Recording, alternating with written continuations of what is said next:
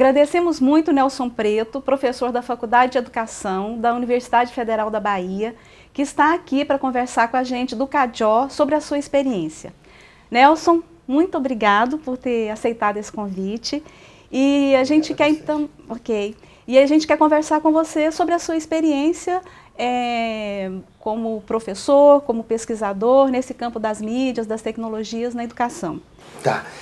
Primeiro, acho que é importante aí nessa caracterização de professor pesquisador acrescentar uma característica que me parece fundamental na minha concepção do que é ser professor universitário, que é ativista.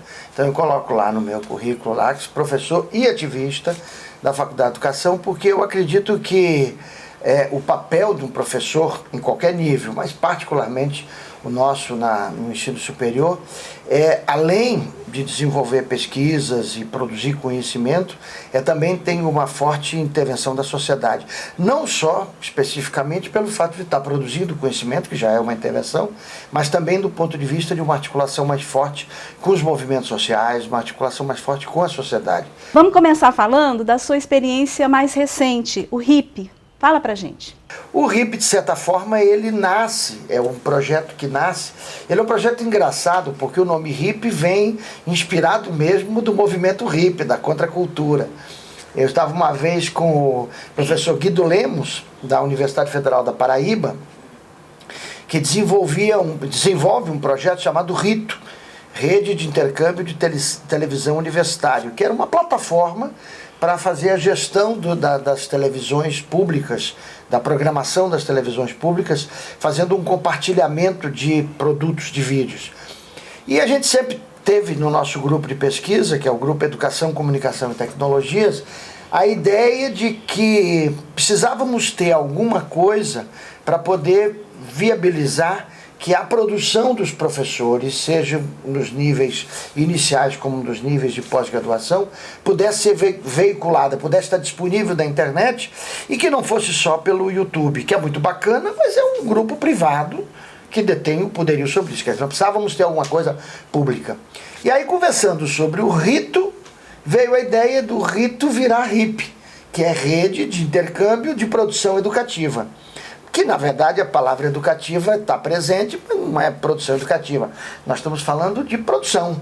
Quer dizer, produção em todos os níveis. Então, o projeto nasceu, teve um financiamento da nossa FAP, da nossa Fundação de Apoio à FAPESB, junto com a meninada do software livre, que é outra coisa que eu acho que a gente pode conversar se vocês quiserem, mas que é fundamental para nós. Nós desenvolvemos, e a palavra desenvolver aí também não é muito correta, porque, na verdade, no software livre, o desenvolvimento é sempre colaborativo, então você não cria do zero, você desenvolve a partir de participar das comunidades e a partir da sua participação na comunidade você vai aperfeiçoando e o que você aperfeiçoa fica disponível para a comunidade. Então, a nossa turma, associado com uma cooperativa de software livre, começou a trabalhar com uma plataforma chamada Nosfero e criou o RIP, que é uma espécie de uma plataforma de vídeo, que é uma espécie de YouTube, ou seja, de Vimeo, que é uma plataforma de vídeo sustentada pela nossa universidade. Dentro desse projeto, sim, é importante também esclarecer que quando fizemos o projeto, a ideia ele era montado em 3 dimensões, quer dizer, uma plataforma propriamente dita, o outro toda uma discussão sobre o referenciamento desse material, os metadados, que são as tags, que hoje são fundamentais para nós, para a sociedade e para nós da educação, que são as etiquetas, e uma terceira dimensão, que era o fortalecimento da escola como produtora de conhecimento de culturas, que tudo que vocês ouvirem e verem eu falando, vão ver que eu repito essa frase ad náusea, né? A escola como produtora de conhecimentos e de culturas. Então a gente fez algumas oficinas dentro das escolas, tudo com software livre, a gravação, a edição. Então fizemos pesquisas dos equipamentos para ver se tínhamos equipamentos cada vez mais livres. É uma dificuldade, porque o fechamento dessa indústria de equipamentos é enorme. E nós então começamos a fazer essas oficinas para eles produzirem. Isso não foi muito bom. Infelizmente, a dificuldade das escolas adquirirem essa perspectiva e essa dimensão de produção é muito grande. As escolas não tinham equipamentos. O projeto colocou os equipamentos. Então, no financiamento, a gente botou equipamento nas escolas, fez oficinas de cinema, fez oficina de vídeo, para tentar que isso fosse uma prática aqui. À medida que os professores fossem se apropriando, eles fossem incorporando no cotidiano da escola daquilo que eu chamo de currículo do chão da escola. Ou seja, de não ficar preocupado em fazer vídeo, como é comum, assim, vídeo bom para o segundo ano do ensino fundamental usado nas disciplinas. Não, a gente queria registros. Por quê? E aí vem a consequência que me parece que é aquela mais fundamental de tudo isso, a ideia de que esse material não necessariamente é o material pronto. Ou seja, eu não preciso fazer com que professores e alunos nas escolas sejam necessariamente produtores de vídeo. Nós não estamos formando cineasta, nós não estamos formando diretor de cinema nem videomaker. Nós estamos formando cidadão que conhece a manipulação da imagem. Então, a perspectiva de produção de vídeo, de produção de áudio, é uma perspectiva de se apropriar dessa linguagem contemporânea para usar como um novo instrumento de escrita. Um meio de expressão. Um meio de expressão e um conhecimento de como se dá. Para eu não assistir um jornal na televisão e achar que aquilo é a realidade. Aquilo não é a realidade. Aquilo é a realidade vista pela emissora X. E o mesmo fato visto pela emissora Y será diferente. E é nossa tarefa trabalhar para que a meninada compreenda isso. Aí você disse que fez a formação e que houveram dificuldades. Sim. De dificuldades porque a escola tem dificuldades, quer dizer, infraestrutura deficiente, tudo que a gente está vendo nas teses de energia elétrica, falta de internet, falta de tempo, briga do diretor com o coordenador, do coordenador com a diretora, do grupo A com o grupo B, e o currículo formal pressionando que isso não é escola, que isso não é conteúdo. Então todas essas questões foram, digamos assim, marcando, e isso obviamente demandaria mais trabalho. Algumas monografias e dissertações foram produzidas como consequência dessa experiência, alguns artigos, e demandaria mais trabalho na linha de políticas públicas, que é o que a gente tem feito muito. Ou seja, o que eu quero dizer com isso? A transformação que nós precisamos fazer da escola não é uma transformação simples, não é uma transformação metodológica, é uma transformação conceitual, de concepção de educação. Essa escola, do jeito que está, com esta concepção de educação, não adianta a gente botar essas tecnologias lá dentro, porque elas vão ser engessadas no currículo tradicional. E cada vez mais, aí agora com esse movimento da base curricular nacional, etc. e tal. Você falou de produção de material.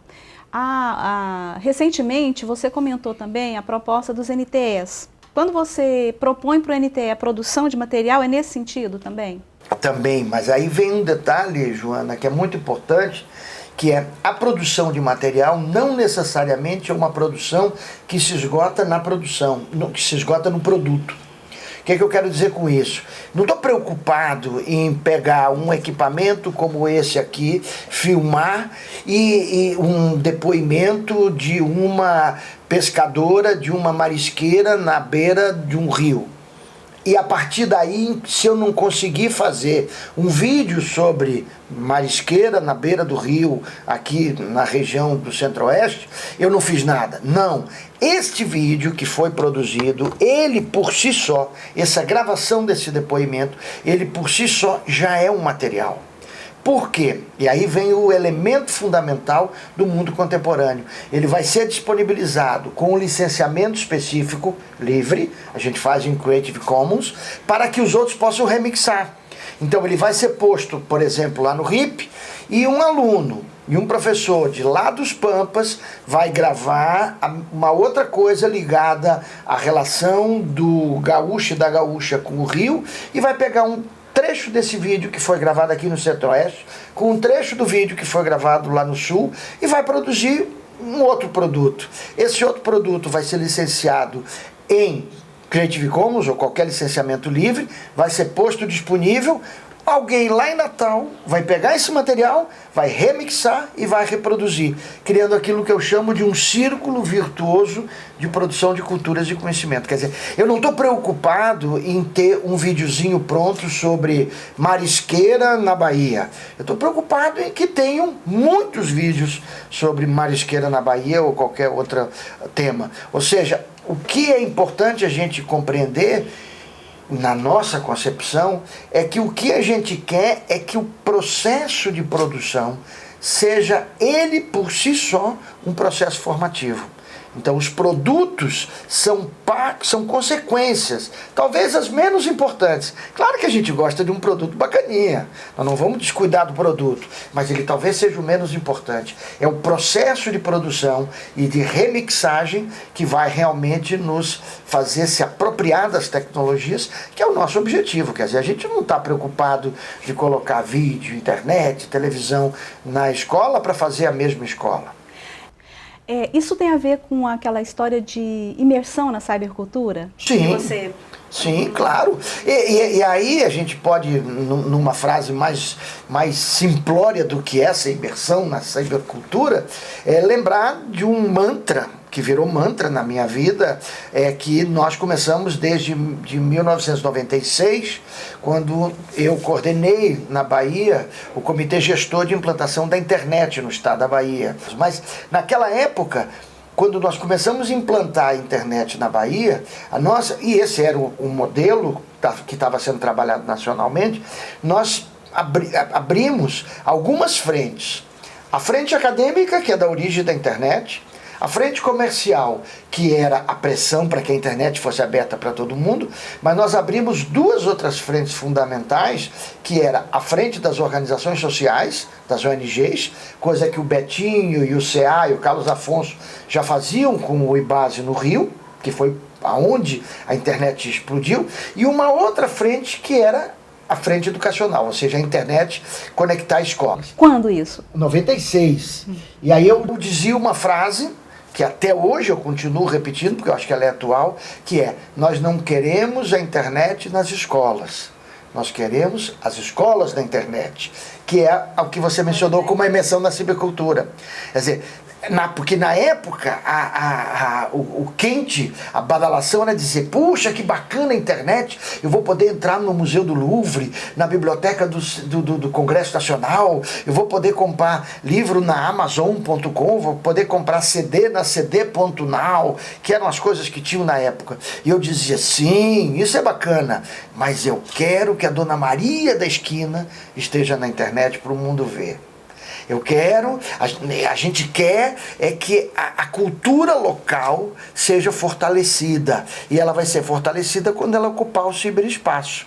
Porque senão o ciberespaço vai ser ocupado pelos mesmos que já ocupam o espectro eletromagnético da comunicação de massa. E esse risco a gente ainda existe, a gente ainda tem. A questão da participação que você fala, em contraposição a esse discurso da inserção. Claro. Uhum.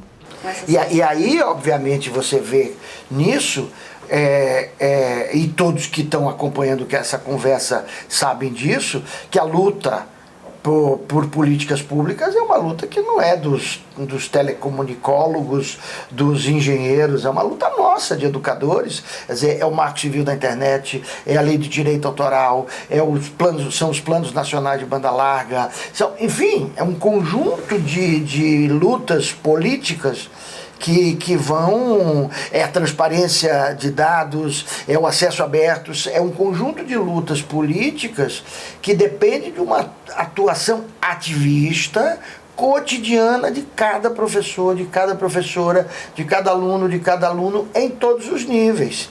Infelizmente, a gente acha que nós da educação não temos nada a ver com isso.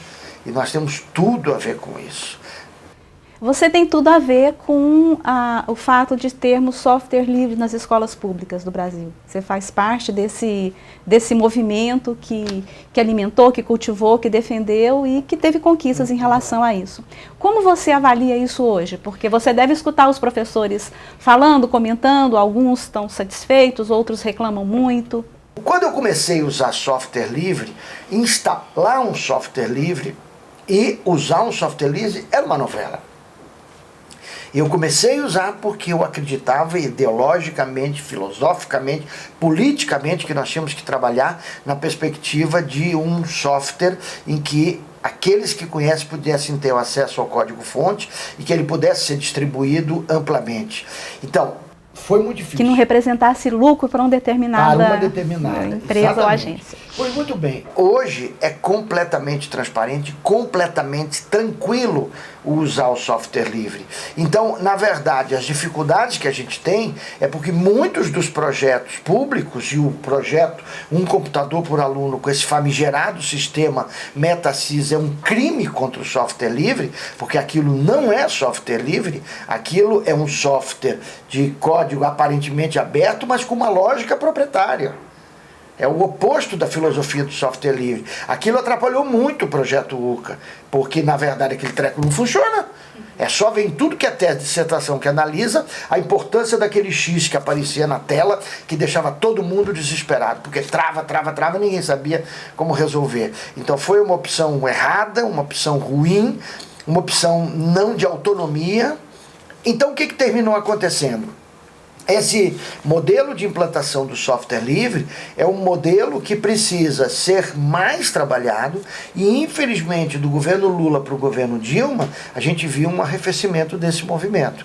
E isso não podia parar. Quer dizer, essa é uma luta internacional, é uma luta pesada, não é uma luta pequena, é uma luta de gigantes, são poderosos com muito dinheiro. As grandes corporações são, na verdade, o grande desafio do mundo contemporâneo, são as grandes corporações do software, são as grandes corporações da mídia, são as grandes corporações das telecomunicações, são as grandes corporações financeiras que estão aumentando o espaço de ocupação no mundo contemporâneo. A gente tem que estar muito atento. Volto a dizer, o tema do Marco Civil da Internet na neutralidade da rede é um tema fundamental que, se a gente deixar, vai ser tomado pelas telecomunicações. Mas voltando ao software livre, então, Joana, esse movimento é um movimento muito intenso e exige uma luta política de todos nós, quer dizer, exige um esforço como exigiu um esforço de usar o software proprietário na primeira vez. Então, é só começar a aprender outras coisas. E também, quando a gente fala no software livre, nós não queremos que os nossos colegas, professores e alunos sejam acostumados a usar esse ou aquele software. A gente quer que eles sejam programadores, a gente quer que eles sejam operadores desses equipamentos e não meros usuários que ficam puxando para um lado e para o outro. Ou seja, por isso nós temos que começar a intensificar o uso e o ensino da programação nas escolas, desde os menininhos pequenininhos, como está fazendo o projeto UCA lá no Uruguai. Então, essa dimensão, porque o que termina acontecendo? Na medida que nós vamos apenas transformando todo o nosso uso com a tecnologia como sendo puxar para um lado, puxar para o outro, eu só faço aquilo que aquele que programou isso aqui me autoriza a fazer. E não é isso que a gente quer. A gente quer a liberdade de navegar, a gente quer a liberdade de construir, a gente quer a liberdade de escrever o programa, de escrever o software, de escrever o que a gente quer fazer com cada um desses equipamentos. Isso demanda uma outra concepção de educação, que não é uma educação que é consumidora de informações, mas é uma educação centrada na lógica de produção de conhecimento de culturas. Olha eu de novo insistindo na minha frase, produção de conhecimento de culturas. Por isso que eu acho que nosso ensino básico é essencialmente conteudista, desnecessariamente. Quer dizer, nós precisamos ter espaço de produção dentro das escolas. Produção de conhecimento, produções de artefatos. Está crescendo no mundo inteiro hoje um movimento chamado os movimentos dos fazedores, dos makers, né? Que é o movimento da gente começar a desmontar esses negócios e aprender a consertar. Então, por exemplo, eu fico pensando, se o programa UCA, o projeto UCA, tivesse em paralelo com o Ministério de Indústria e Comércio, Trabalho e Emprego, todo uma formação nos institutos federais para o conserto dos equipamentos. Então você estaria formando técnicos, estaria formando desenvolvedores de software nesse país todo. Hoje o número, correta política do governo Lula e do governo Dilma de ampliar o número de instituições de ensino superior pública, corretíssima. Essas instituições, principalmente os institutos federais, podia estar formando gente para dar suporte local. Essa ideia tá lá no Proinfo. Sim, no primeiro programa. Nunca tocou. Nunca tocou. Eu dou como um exemplo que eu acho genial, o exemplo que aconteceu numa experiência do nosso projeto no município de Irecê, na Bahia, infelizmente com retrocesso por conta de mudanças políticas, onde nós implantamos um programa de formação de professores. É o tabuleiro digital. Tem também, é isso aí. Então, ele tem licenciatura em pedagogia, formamos nos últimos 10 anos todos os professores do município em pedagogia, os que não eram formados, mas não fizemos apenas curso. A universidade não foi lá dar curso apenas, ela foi lá coordenar, junto com os professores e junto com o poder público, um grande projeto de atuação no município. Então tinha formação de professores, tinha tabuleiros digitais, que era um programa chamado de inclusão, tinha ponto de cultura, tinha biblioteca física de livro, tinha jardim, natureza, espaço de convivência, e no ponto de cultura nós tínhamos um trabalho com rádio web e software livre, sempre software livre. O que acontecia? O que aconteceu? O projeto Pontos de Cultura teve uma parceria com o Ministério do Trabalho e Renda, e que deu uma bolsa chamada de agente de cultura, agente jovem de cultura. 500 meninos se candidataram, tinham 50 vagas. Selecionamos 50 vagas para ficar durante um ano com a gente. Dos 50, quando saí, 49 estavam empregados em Irecê. 2 deles saíram e montaram uma pequena empresa chamada Orca Linux, que foi a primeira empresa de software livre no interior da Bahia. Esta empresa fez um projeto para a Câmara dos Vereadores de Irecê e implantou uma rádio web que transmitia e colocava depois lá disponível o áudio, todas as sessões da Câmara dos Vereadores. Claro que a Câmara mudou no ano seguinte e cortaram o projeto e a empresa fechou, porque era o principal projeto dela.